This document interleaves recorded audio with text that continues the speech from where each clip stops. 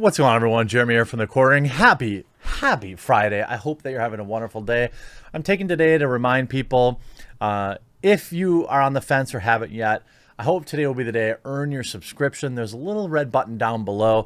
I know it might not seem like a big thing to you, but if people stop subscribing, then YouTube stops recommending my videos, and they already hardly do that the way it is. And, you know, I'm hoping that you'll see that I've earned it. So please do consider leaving a like on the video and also subscribing. Joe Rogan has been a hot topic on this channel. As you know, I still believe that he is an arbiter for free speech, even though, you know, he's made some poor decisions. I still understand the dollars and cents of Joe Rogan taking $100 million and then, you know, not bringing over, I don't know what it's, 45 episodes or something like that of his old show. I understand why he did these things 100%. And I don't judge him as a man for them.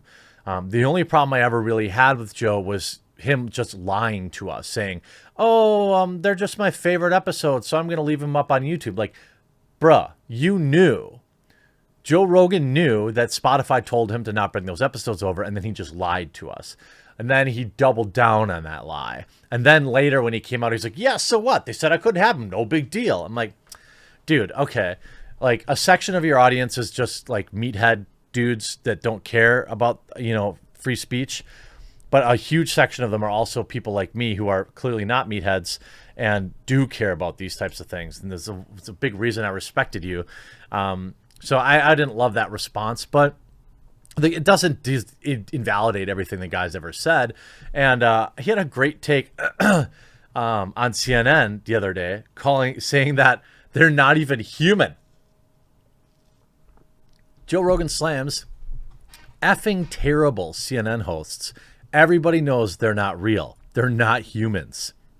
In a viral outburst Thursday, podcast king Joe Rogan tore into CNN's fake journalist Brian Stelter, international newsreader Don Lemon, declaring, "The market has spoken and your shows are effing terrible." Rogan was discussing CNN's appalling ratings drop since President Trump left office, noting Brian Stelter's show keeps slipping and slipping and slipping in the ratings, same with international newsreader Don Lemon. They didn't even understand the way they were describing it, Rogan noted, adding, they were describing it as if they're entitled to viewers. They were saying, there are people on YouTube right now that get more views than this show. Even knows they're not real. Everyone knows they're not real. They're not real humans, Rogan asserted. Well, you know, ultimately, here's the thing. And it's not just CNN. Like, I know that it's easy to dunk on the garbage tank that is CNN. But, you know, and maybe some people feel like, look, I've got to get some news, so I watch what I think is the least bias. Maybe that's Fox. Maybe that's MSNBC. Maybe that's your local. They all have some level of bias. I'm not saying it's awful to consume CNN. But if you're watching it, you should know that it's being presented in a way that is, you know, slanted. If you're watching Fox News, it isn't like Fox News didn't have its own controversies, as we just saw one of their local reporters came out to Veritas saying that she wasn't allowed to talk about a particular pharmaceutical because Donald Trump mentioned it in a positive light. I mean, it's just, it's weird. Like, mainstream news media has obvious bias, and it'd be one thing if they would admit it, but they don't. A lot of news people that I watch on YouTube have obvious biases as well, but in general, people try to admit them. You know, for me, I admit, you know, I probably still, you know, on financial issues, I'm very conservative. On like human rights issues, I'm very libertarian, or even liberal, you know, more libertarian than liberal. But like, I just want to be left alone by the government. I think most people can understand that. I want to pay as few taxes as possible, and I want the government to stay out of my life and everyone else's. Make sure the roads work, protect our borders, and then F off. You know, I mean, I think it's pretty simple. So if I'm watching some news, maybe it'll be Fox, but I also know that they take money from, you know, the CDC to run commercials, and they, you know, if you go down that hole, there's a lot to know. Anyway, Rogan's guest commentator Kyle Kulinski chimed in, noting that Stelter is constantly outright calling for censorship, while claiming that he's fighting against the spread of, quote, conspiracy theories. Kulinski proclaimed that the hosts use that for effing anything. Rogan also pointed out that Stelter's recent embarrassing fawning interview with White House Press Secretary Jen Psaki, noting that Stelter literally asked her how he could be a better reporter. How about Brian Stelter talking to the press secretary saying, how about him talking to the press secretary saying, what are we doing wrong? What are we doing wrong? Like, hey, MFer, you're supposed to be a journalist, Rogan said. They're obviously being told a certain amount of what to do, Rogan added, noting that maybe he'd be an interesting guy if he had his own effing podcast, that you can rely on your own personality and be himself. I don't know. I can't imagine doing that gig. Well, it's because they're paid shills.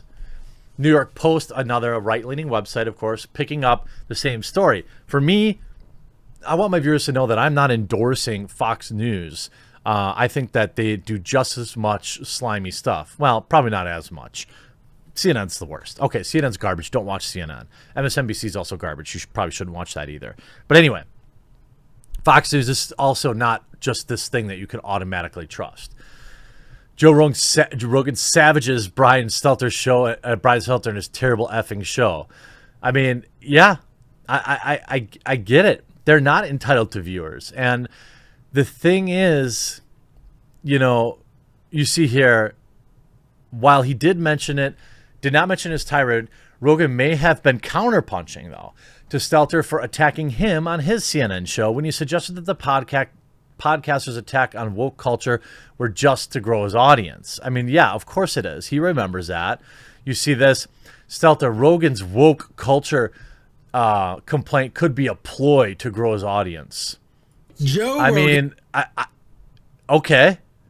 So essentially, Joe Rogan is, you know, Brian Stelter called Joe Rogan a liar, essentially, a grifter.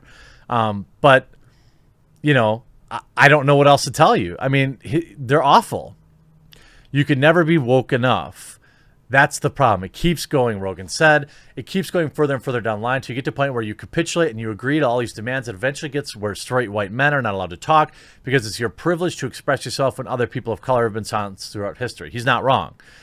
It'll be you're not allowed to go outside the podcaster side because so many people were imprisoned for so many. And the guest comedian Joe List started to laugh. Rogan said, I'm not joking. It really will get there. It's crazy. Stelter criticized the podcaster's comments. I mean, look, Joe Rogan has come a long way from eating roaches on Fear Factor, but he's still good at making people shriek. He went on, it's an awakening of our racial and social justice to some, but an overreaction to others. What is consequence culture for some is cancel culture to others. These arguments from the likes of Rogan, Bill Maher, and Tucker Carlson are worth analyzing because these issues sway voters, said Stelter, pointing to Rogan's sizable podcast audience. It's because Brian Stelter is afraid. I mean, this channel right here, there are many days of the week that more of you tune in than he gets on CNN. And I can't, you know, this will be my last video on Friday. I don't know if I'm going to work Saturday or take the day off, but, you know, I'm just so thankful for all of you. I want to end this video. If you made it this far in the video, thank you for subscribing if you haven't yet, or if my plea today made you. Thank you for always interacting in the comments and leaving likes and participating on Twitter with topic suggestions. I couldn't be more thankful for all of you. I couldn't be happier to be doing this. And I know that the window is small to stay relevant on YouTube. And I've probably overstayed my welcome already. I'm on borrowed time. But I mean, as long as you all will keep having me, I'll keep grinding for you. And I'm thankful for you. Hope you enjoyed this video. We'll talk to you again real soon.